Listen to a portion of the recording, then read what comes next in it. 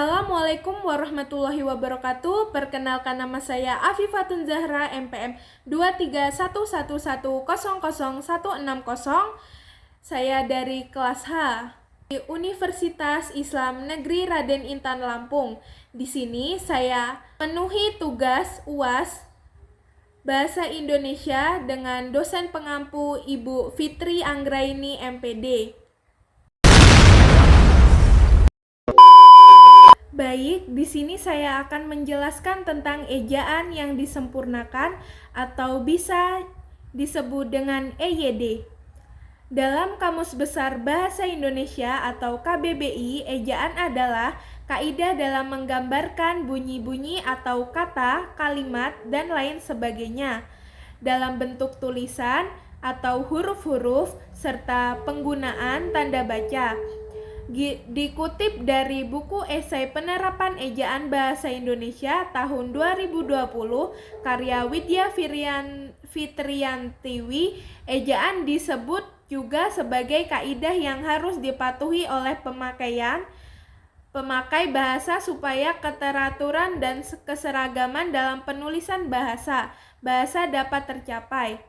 Ejaan yang disempurnakan adalah ejaan bahasa Indonesia yang dilakukan pada tahun 1972 hingga 2015. Penggantian ejaan baru serta kembali berlaku sejak tahun 2022 menggantikan ejaan bahasa Indonesia. Dalam ejaan yang disempurnakan berdiri dari 5 pembahasan, yaitu pemakaian huruf kapital, lalu penulisan kata, penulisan unsur serapan, dan penggunaan tanda baca. Jadi, pemakaian atau penggunaan huruf dalam alfabet Latin adalah 26 buah, sedangkan jumlah foneme dalam bahasa Indonesia adalah 28 buah. Alfabet mempunyai 2 jenis huruf, yaitu huruf konsonan dan huruf vokal. Adapun huruf vokal adalah A, I, U, E, O, sedangkan huruf konsonan adalah huruf selain huruf vokal. Pemakaian huruf kapital. Huruf kapital adalah huruf yang ditulis dengan menggunakan huruf besar di awal atau penulisan kata. Penulisan kata atau morfem adalah gabungan atau kumpulan dari beberapa huruf, baik itu huruf konsonan maupun huruf vokal.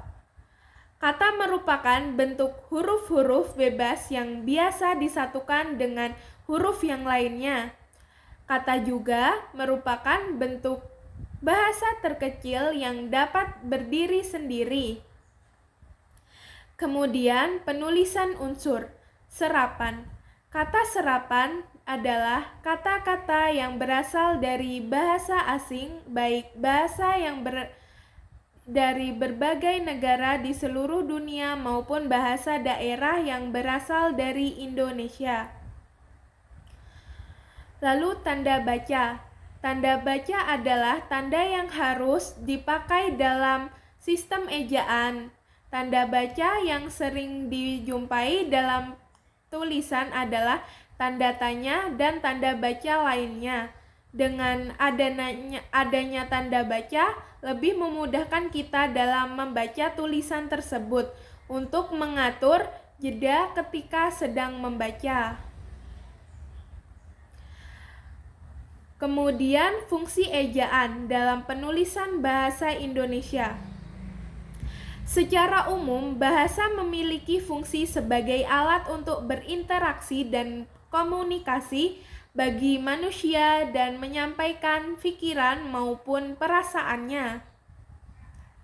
Widjono 2007-15-23 mengatakan bahwa fungsi bahasa adalah sebagai sarana integrasi dan adaptasi, sarana memahami diri, ekspresi diri, memahami orang lain, kontrol sosial, mengamati lingkungan sekitar, berpikir logis, membangun kecerdasan, membangun karakter, mengembangkan kecerdasan ganda, mengembangkan profesi serta untuk menciptakan kreativitas baru. Dalam penulisan bahasa Indonesia, ejaan sangatlah penting untuk diperhatikan. Ejaan adalah cara dalam menulis kata atau kalimat dengan benar, dengan memperhatikan penggunaan huruf serta tanda baca yang benar. Ejaan tidak hanya digunakan untuk menulis kata atau kalimat dengan benar, akan tetapi ejaan memiliki fungsi yang cukup penting dalam penulisan bahasa Indonesia. Jadi, kesimpulan dari semua ini adalah ejaan adalah kaidah dalam mengembangkan bunyi-bunyi atau kata, kalimat, dan lain sebagainya dalam bentuk tulisan atau huruf-huruf serta menggunakan tanda baca. Ejaan yang disempurnakan adalah ejaan bahasa Indonesia yang berlaku sejak tahun 1972. Bahasa memiliki fungsi sebagai alat untuk berinteraksi atau berkomunikasi bagi manusia dalam menyampaikan pikiran maupun perasaannya.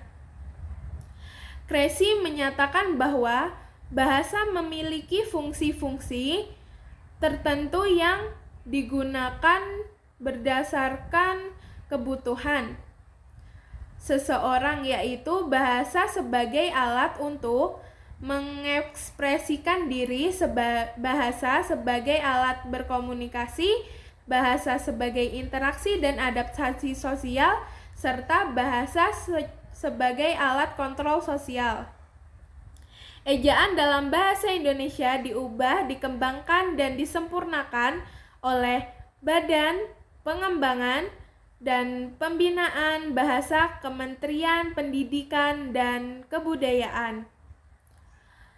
Pengubahan, pengembangan, dan penyempurnaan ejaan dalam bahasa Indonesia dilakukan selama 114 tahun, dimulai dari 1901 sampai dengan 2015. Sekian penjelasan dari saya. Sekiranya ada salah kata, saya mohon maaf.